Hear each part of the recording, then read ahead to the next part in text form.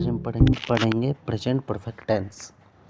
Present perfect tense के वाक्यों से हमें ये पता चलता है कि काम अभी अभी समाप्त हुआ है, लेकिन उसे समाप्त हुए ज़्यादा देर नहीं हुई है। इस टेंस के वाक्यों के अंत में चुका है, चुकी है, ये है, ई है, या है, गया है, गई है इत्यादि आदि शब्द आते हैं। चलिए आगे समझते हैं। प्रेजेंट परफेक्ट टेंस के वाक्य स्ट्रक्चर देख लेते हैं। वाक्य कैसे बनाए जाते हैं इसके रूल देख लेते हैं। पहले सब्जेक्ट आता है, फिर सब्जेक्ट के अकॉर्डिंग हैज या हैव आता है, फिर हैज और हैव के बाद वर्ब की थर्ड फॉर्म आती है इस टेंस में, फिर ऑब्जेक्ट आता है। कुछ और रूल बता देते हैं इसके। इसमें हेल्पिंग वर्ब हैज और हैव का यूज करते हैं। इसमें हेल्पिंग वर्ब हैज और हैव का यूज करते हैं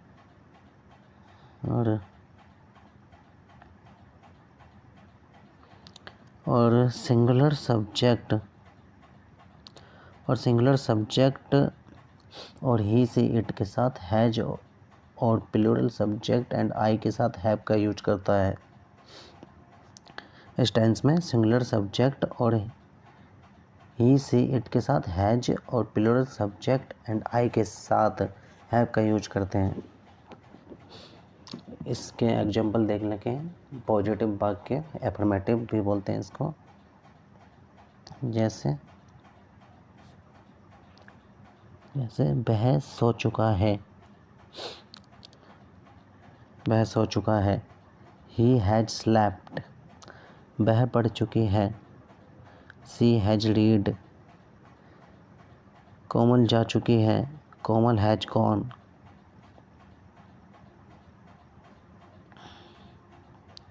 हम खा चुके हैं, वी हैव ईटन, मैंने तुम्हारा पर्स चुराया है। इसकी इंग्लिश बनाने में थोड़ी गलती हो गई है, मैं एडिट करके दिखा देता हूँ। मैंने तुम्हारा पर्स चुराया है, आई हैव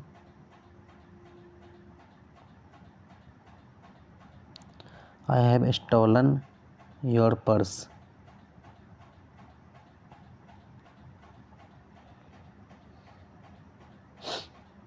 इसके नेगेटिव सेंटेंस देख लेते हैं। नेगेटिव सेंटेंस कैसे बनाए जाते हैं, सेंटेंस स्ट्रक्चर देख लेते हैं नेगेटिव सेंटेंस का।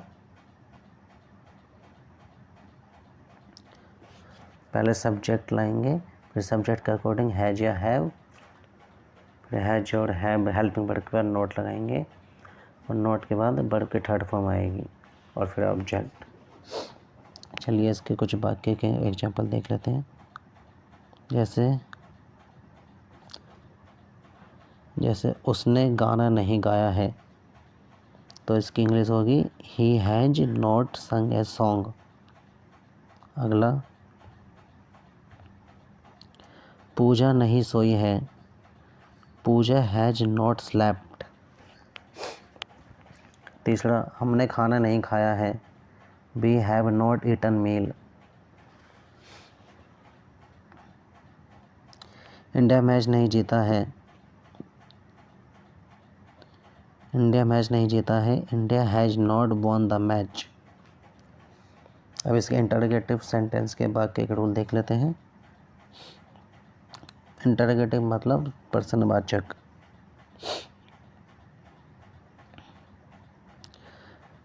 इंटरोगेटिव वाक्य, इंटरोगेटिव बनाने के लिए हम हेल्पिंग वर्ब को सब्जेक्ट से पहले ले आते हैं, तो ये इंटरोगेटिव वाक्य बन जाता है, प्रश्नवाचक वाक्य बन जाता है। जैसे सब्जेक्ट से पहले हम हेल्पिंग वर्ब हैज या हैव ले आए, सब्जेक्ट के अकॉर्डिंग हैज और हैव ले आए सब्जेक्ट से पहले, फिर हेल्पिंग वर्ब हैज और हैव के बाद सब्जेक्ट आ गया, फिर वर्ब की थर्ड फॉर्म, फिर ऑब्जेक्ट। इसके वाक्य के उदाहरण देख लेते हैं।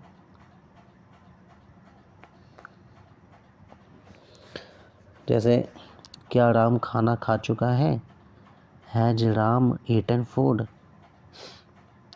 क्या भारत मैच जीत चुका है, has India won the match.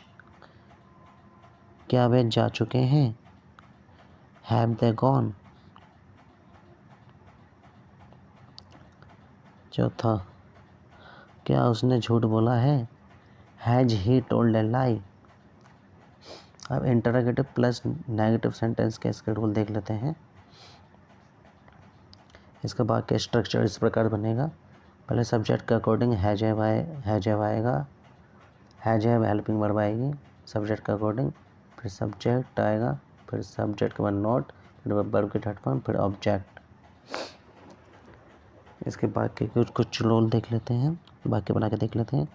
जैसे क्या राम ने खाना नहीं खाया है, ये हो गया प्रश्नवाचक प्लस नकारात्मक वाक्य। तो इसकी इंग्लिश बनाएंगे, has Ram not eaten food. Ram इसमें करता है, करता से पहले हमने हेल्पिंग वर्ब लिया है, हैज ले आए, क्योंकि राम से सिंगुलर नाउन है, तो सिंगुलर नाउन से पहले हमने हैज लाए, तो ये प्रश्नवाचक बन गया। और राम के बाद हमने नोट लगा दिया, नेगेटिव बन गया, वर्ब की थर्ड फॉर्म आ गई, वर्ब की थर्ड फॉर्म ऑब्जेक्ट आ गया। तो इसे ये इस प्रकार बना, has Ram not eaten food. दूसरा, क्या अनिल ने अपना काम पूरा नहीं किया है, has Anil not completed his work. Anil third person singular noun है, तो इससे पहले हम हेल्पिंग वर्ब हैज ले आए और अनिल के बाद हम नोट ले आए, नोट के बाद वर्ब की थर्ड फॉर्म, फिर ऑब्जेक्ट, वाक्य के अदर स्ट्रक्चर। तो इसे ये हो गया, has Anil not completed his work. तीसरा वाक्य देख लेते हैं, क्या इंडिया मैच नहीं जीती है, has India not won the match. चौथा वाक्य देख लेते हैं, क्या वे वहाँ नहीं गए हैं, have they not gone there. अब इसमें WH फैमिली के वाक्य कैसे बनाए जाते हैं, उसके वाक्य बनाने का स्ट्रक्चर देख लेते हैं। पहले WH वर्ड आता है, WH वर्ड के बाद हेल्पिंग वर्ब हैज या हैव आती है सब्जेक्ट के अकॉर्डिंग, फिर सब्जेक्ट के बाद नॉट, फिर वर्ब के थर्ड फॉर्म। चलिए इसके वाक्य देख लेते हैं। जैसे, तुमने राहुल की मदद क्यों करी है, तुमने राहुल की मदद क्यों करी है, why have you helped Rahul. Why WH family का वर्ड हो गया, फिर उसके बाद सब्जेक्ट के अकॉर्डिंग हैज हैव आ गया, फिर हैव हेल्पिंग वर्ब के बाद सब्जेक्ट आ गया यू, फिर यू के बाद वर्ब के थर्ड फॉर्म, फिर राहुल। तो ये पूरा हो गया, why have you helped Rahul. फिर दूसरा सेंटेंस देख लेते हैं, तुमने राहुल की मदद क्यों नहीं करी है। ये WH फैमिली प्लस नेगेटिव वाक्य हो गया, ये हमने जानबूझ के समझाने के लिए लिया है ये वाक्य। तो इसकी इंग्लिश समझ लेते हैं। पहले WH फैमिली का वर्ड आ गया, फिर सब्जेक्ट के अकॉर्डिंग हैव आ गया, फिर सब्जेक्ट के बाद नॉट, फिर वर्ब के थर्ड फॉर्म, फिर ऑब्जेक्ट। तो ये हो गया, why have you not helped Rahul.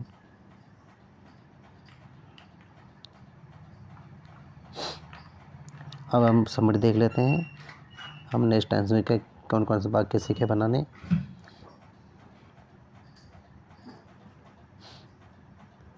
जैसे पहला वाक्य, राहुल ने अपना काम कर लिया है, राहुल ने अपना काम कर लिया है, Rahul has done his work, Rahul has done his work. दूसरा वाक्य देख लेते हैं, राहुल ने अपना काम नहीं किया है, Rahul has not done his work. Negative sentence हो गया, पहला वाक्य हो गया एफर्मेटिव, दूसरा हो गया नेगेटिव। अब तीसरा है इंटरोगेटिव यानी प्रश्नवाचक। जैसे, क्या राहुल ने अपना काम कर लिया है, has Rahul done his work. चौथा वाक्य देख लेते हैं, क्या राहुल ने अपना काम नहीं किया है, यह प्रश्नवाचक प्लस नेगेटिव वाक्य है। तो इसकी इंग्लिश इस प्रकार बनेगी, has Rahul not done his work. Rahul subject से पहले, राहुल सब्जेक्ट है, Rahul third person singular noun है, तो राहुल से पहले हैज आ गया, फिर राहुल के बाद नॉट आ गया, फिर नॉट के बाद वर्ब के थर्ड फॉर्म डन आएगा, फिर object his work. Rahul Rahul not done his work. 5वां वाक्य देख लेते हैं। राहुल ने अपना काम क्यों नहीं किया। राहुल ने अपना काम क्यों नहीं किया। अब इसके इंग्लिश कैसे बनाएंगे देख लेते हैं।